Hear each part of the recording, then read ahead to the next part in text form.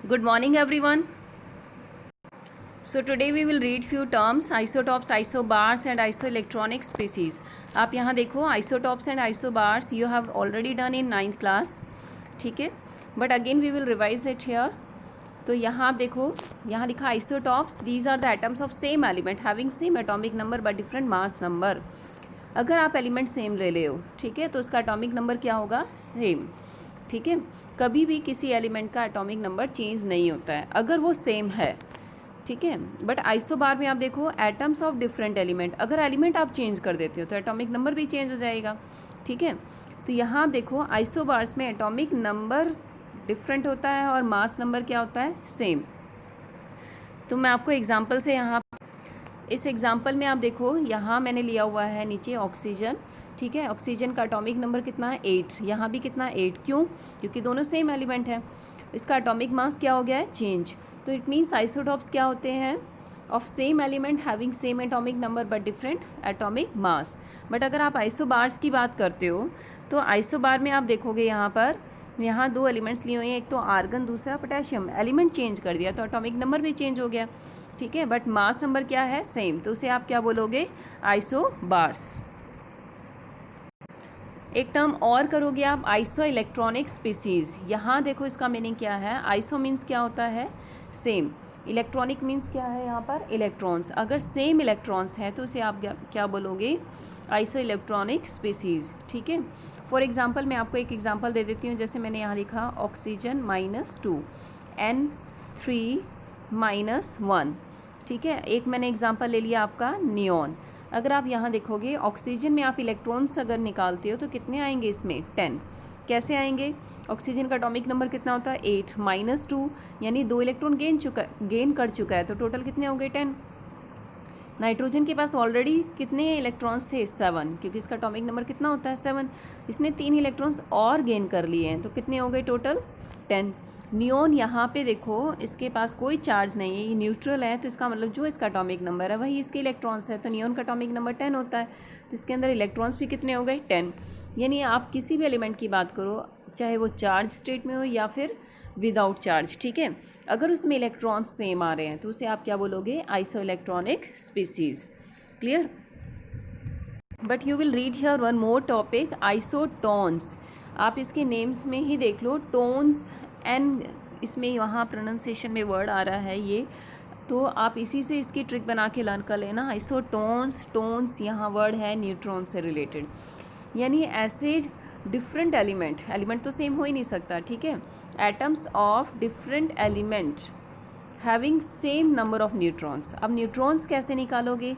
आप mass number में से एटॉमिक नंबर को माइनस कर दो, वो इसके न्यूट्रॉन्स होते हैं. 30 - 14 कितना आ गया? 16. 31 - 15 कितना आ गया? 16. ठीक है, एलिमेंट तो डिफरेंट है, एक स्कैंडियम है दूसरा फॉस्फोरस है. ठीक है, इसमें न्यूट्रॉन्स कितने आ गए? 16. तो यहाँ अगर न्यूट्रॉन्स सेम है तो उसे आप क्या बोलोगे? आइसोटोन्स. क्लियर? सो नेक्स्ट हम we will read here electromagnetic wave. क्या होता है ये? आप इसके नेम में ही देखो, इसमें दो टर्म्स आ रही है, one is electro other is magnetic. ठीक है, आप इसको यहाँ दो पार्ट्स में डिवाइड कर लेना. ठीक है, कैसे? इसका मतलब क्या है, ये किसकी बनी हुई है? एक तो इलेक्ट्रिक और दूसरी किसकी बनी हुई है? मैग्नेटिक. ठीक है, तो अब आप जब इसको डिफाइन करोगे तो ये क्या बोलोगे कि जो एक्चुअल में light is also the type of wave. इसके आगे वर्ड क्या लगा हुआ है? वेव. यानी इसका नेचर कैसा होता है? वेव. ये वेव की फॉर्म में इस तरह से मूव करती है. ठीक है, ठीक है, तो लाइट का बिहेवियर भी कैसा होता है? वेव. तो लाइट भी एक्चुअल में क्या है? It is also made up of electromagnetic wave. But इसमें दो टर्म्स आने की वजह से आप बोल सकते हो it consist of oscillating electric and magnetic field. Oscillating का मीनिंग क्या है? मूविंग पोजिशन के अंदर. ठीक है, तो इलेक्ट्रोमैग्नेटिक वेव्स क्या होती हैं? It consist of electric and magnetic field. आप यहाँ पर इसकी कुछ करेक्टरिस्टिक्स रीड करोगे. ठीक है, आप यहाँ देखो फर्स्ट पॉइंट में लिखा हुआ है ऑल इलेक्ट्रोमैग्नेटिक वेव्स मूव और travel with the same speed equal to that of light. आपने पढ़ा था लाइट की स्पीड होती है 3 × 10⁸ मीटर पर सेकेंड. तो वही जो यहाँ है वही है, ये जो लाइट की स्पीड होती है वही स्पीड किसकी होती है? इलेक्ट्रोमैग्नेटिक की. ठीक है, they do not require any medium to propagate. Meaning जैसे आप कहते हो कि जैसे साउंड होता है उसको वो विदाउट मीडियम वो ट्रेवल नहीं कर सकता है, बट लाइट के लिए ऐसी कोई रिक्वायरमेंट नहीं होती, ये विदाउट मीडियम भी ट्रेवल कर सकता है, यानी वैक्यूम में भी ट्रेवल कर सकता है। उसके बाद थर्ड पॉइंट में आप देखोगे, that is the most important point. अगर इसकी डेफिनेशन आती है, you will write this point only. It consist of electric and magnetic field that oscillate in the direction perpendicular to each other. ये एक दूसरे के परपेंडिकुलर होती है, क्या चीज़, एक तो इलेक्ट्रिक और दूसरी मैग्नेटिक, बट एक डायरेक्शन और है किसके, इन दी प्रोपेगेशन। प्रोपेगेशन का मीनिंग क्या है, जिस डायरेक्शन में ये दोनों वेव्स जा रही हैं ये उसके भी परपेंडिकुलर होती है। So you can see here this in diagram, आप यहाँ डायग्राम में देख लो, ठीक है। तो यहाँ इसने लिखा हुआ है, देखो ये एक थोड़ा सा इस तरह से ये है और एक है ऊपर की तरफ, ठीक है। तो एक मैग्नेटिक है तो दूसरी क्या है, इलेक्ट्रिक। और जो ये दोनों हैं एक दूसरे के परपेंडिकुलर तो हैं, पर ये मूविंग स्टेट में है, ये चल रही हैं, ठीक है। तो चल रही है तो किस तरफ जा रही हैं, इस तरफ। तो ये तीनों आप देखोगे, electric, magnetic and propagation. Propagation means जिस डायरेक्शन में वो जा रही हैं वो तीनों एक दूसरे के क्या है, परपेंडिकुलर। तो यही जो था थर्ड पॉइंट में एक्सप्लेन किया हुआ था। क्लियर। तो आप एनिमेशन के थ्रू यहाँ देख लो किस तरह से ये है, देखो ब्लू और ग्रीन शेड में थी, यहाँ येलो और ग्रीन शेड में है, और ये तीनों एक दूसरे के परपेंडिकुलर है, प्रोपेगेशन, ठीक है। तो तीनों electric, magnetic and it's propagation तीनों ही एक दूसरे की क्या होती है, परपेंडिकुलर। तो और क्लियरली आप यहाँ देख लो इसमें नेक्स्ट डायग्राम में, इस तरह से देखो जिस डायरेक्शन में जा रही हैं वो भी क्या है, परपेंडिकुलर।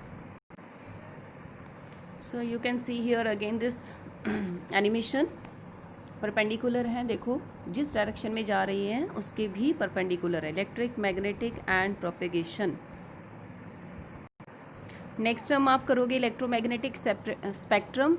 क्या मीनिंग होता है, स्पेक्ट्रम आपने पढ़ा होगा, जैसे आप प्रिज्म में से 10th क्लास में करते थे, उसमें वाइट लाइट पास करते थे, उसमें 7 रेडिएशंस रेज आती थी विबग्योर की। इसी तरह से यहाँ पे इलेक्ट्रोमैग्नेटिक वेव्स को अरेंज किया गया है, यानी वेव्स क्यों बोला है, क्योंकि वेव्स की फॉर्म में मूव करती हैं, ठीक है। तो यहाँ देखो अरेंजमेंट की है, सबसे पहले जो रेज हैं कॉस्मिक है, गामा, एक्स रेज है, ठीक है, यूवी है, vacuum UV, then UV visible. आपको ये स्पेक्ट्रम लर्न नहीं करना है, बट आपको थोड़ा थोड़ा ध्यान रखना है। एक तो आपको एक्स रेज का ध्यान रखना है, ठीक है, यूवी विजिबल का करना है, आईआर का करना है, माइक्रोवेव्स एंड रेडियो वेव्स। इन 4-5 को आप थोड़ा सा ऑर्डर में देख लेना। कि आपको एक चीज़ और ध्यान रखनी है कि रेडियो वेव्स जो लास्ट में आ रही है इसकी वेवलेंथ सबसे ज़्यादा है, ठीक है, कॉस्मिक रेज की वेवलेंथ सबसे कम है। तो वेवलेंथ और फ्रीक्वेंसी एक दूसरे के इन्वर्स होते हैं। अगर यहाँ इस डायरेक्शन में वेवलेंथ बढ़ रही है तो अपोजिट डायरेक्शन में फ्रीक्वेंसी बढ़ती है। तो रेडियो वेव्स की जो वेवलेंथ होती है सबसे ज़्यादा होती है, तो इसकी फ्रीक्वेंसी क्या होगी, सबसे कम। तो इस अरेंजमेंट को क्या बोला है, इलेक्ट्रोमैग्नेटिक स्पेक्ट्रम। क्लियर। आप यहाँ पर कुछ टर्म्स रीड करोगे रिलेटेड टू इलेक्ट्रोमैग्नेटिक वेव्स, ठीक है। यहाँ देखो सबसे पहली जो टर्म है दैट इज़ द वेवलेंथ, ठीक है, क्या दी हुई है, वेवलेंथ। अब वेवलेंथ एक्चुअल में क्या होती है, ठीक है। आप यहाँ देखो इस डायग्राम के अंदर ये वेव्स की फॉर्म में दिखाया हुआ है, जो ऊपर की तरफ होती है इसे बोलते हैं क्रस्ट, और जो नीचे वेव होती है दैट इज़ द ट्रफ, ठीक है। ऊपर क्या है, क्रस्ट, और नीचे क्या है, ट्रफ। ऊपर क्या है, क्रस्ट, नीचे क्या है, ट्रफ, ठीक है। तो इस तरह से वेव्स किसकी बनी होती हैं, 2 पार्ट्स की, one is crust, other is trough, ठीक है। बट आप यहाँ एक चीज़ देखो, वेवलेंथ क्या होता है, आप यहाँ लिखा है डिस्टेंस बिटवीन 2 नेबरिंग क्रस्ट और ट्रफ। ये जो ऊपर वाला क्या था, क्रस्ट, इन दोनों के बीच के डिस्टेंस को क्या बोला जाता है, wavelength. In the same way 2 trough के बीच के डिस्टेंस को क्या बोला जाता है, वेवलेंथ, ठीक है, चाहे वो क्रस्ट हो चाहे वो ट्रफ हो, ठीक है। अब नेक्स्ट टर्म आती है फ्रीक्वेंसी। फ्रीक्वेंसी क्या है, number of waves which pass through a particular point in 1 second. Meaning आप यहाँ देखो ये जो वेव्स है, जैसे ये है, ये वेव्स इस तरह से चल रही है, ठीक है, मोशन में, बट ये यहाँ एक पॉइंट मैंने कंसीडर कर लिया है इस तरह से।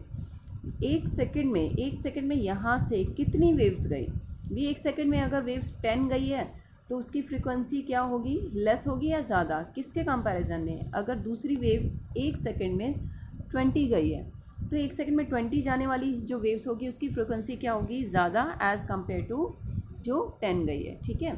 तो यहाँ पे इसका लिखा हुआ है ये इसकी जो यूनिट होती है दैट इज़ हर्ट्स या साइकिल पर सेकेंड होती है। आपको यूनिट बिल्कुल लर्न करनी है, ठीक है। उसके बाद आता है स्पीड। तो स्पीड आप पढ़ते आए हो, फिज़िक्स में भी पढ़ते आए हो, ठीक है। तो स्पीड जो होती है इस इलेक्ट्रोमैग्नेटिक वेव्स की, वो किसकी इक्वल होती है? लाइट के इक्वल ही होती है। And how you will define it? Distance per unit time, कितना डिस्टेंस कवर किया, ठीक है, इन 1 सेकेंड, तो उसे आप क्या बोलोगे? स्पीड, ठीक है।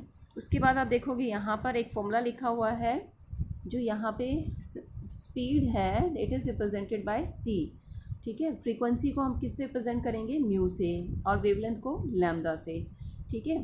यानी लैम्डा किसके इक्वल होता है? सी बाय म्यू, ठीक है। सी ऊपर रखना है, वेलोसिटी यानी स्पीड ऑफ लाइट ऊपर रखनी है, फ्रीक्वेंसी नीचे, ठीक है। तो ये रिलेशन है जो आपको न्यूमेरिकल में भी मिलेगा। एक टर्म और आप यहाँ रीड करोगे, एम्पलीट्यूड। क्या होता है ये? It is the height of crust and depth of trough, ठीक है। मतलब ये आप यहाँ देख लो, इसमें लिखा भी हुआ है, दिस इज़ कॉल्ड एम्पलीट्यूड, कितनी हाइट है। अब मैं आपको सपोज यहाँ पे 2 वेव बना देती हूँ, इस तरह से मैंने ये बना दिया, ठीक है। दूसरा मैंने यहाँ पे बना दिया इस तरह से। तो अब मैं आपसे पूछती हूँ, बताओ किसका एम्पलीट्यूड ज़्यादा है, ऊपर वाली का वेव का या नीचे वाली का? तो आप क्या बोलोगे? नीचे वाले का, क्योंकि इसकी हाइट क्या है? ज़्यादा है। क्लियर? तो जितनी हाइट या जितनी डेप्थ हो, हाइट किसकी? क्रस्ट की, डेप्थ किसकी? ट्रफ की, उसकी एम्पलीट्यूड उतना ही ज़्यादा होता है। So what we have discussed today, characteristics of electromagnetic waves, ठीक है। तो ये जो आपको यहाँ पे दिखाया हुआ है, इट इज़ द स्पेक्ट्रम, जो कहाँ से आप इसको शॉर्ट फॉर्म में आप यहाँ से लर्न कर सकते हो, ठीक है। जो मेन है, gamma rays, X rays, UV, visible, IR, microwaves, radios. जो विजिबल है that is made up of VIBGYOR, 7 colours का बना हुआ है। तो यहाँ इसने दिखा दिया है, नीचे की तरफ क्या इंक्रीज़ हो रही है? वेवलेंथ। तो ऊपर की तरफ क्या इंक्रीज़ हो रही है? फ्रीक्वेंसी, ठीक है। आपसे मैं अगर पूछती हूँ कि बताओ येलो और इंडिगो में किसकी वेवलेंथ ज़्यादा है, तो आप किसकी ज़्यादा बताओगे? येलो की, क्योंकि ऊपर से नीचे क्या बढ़ रहा है? वेवलेंथ, ठीक है। किसकी फ्रीक्वेंसी ज़्यादा है? इंडिगो की, क्योंकि ऊपर की तरफ क्या बढ़ रहा है? फ्रीक्वेंसी। तो आपको ये बात ध्यान रखनी है कि वेवलेंथ और frequency both are inversely proportional to each other. Thank you and have a nice day.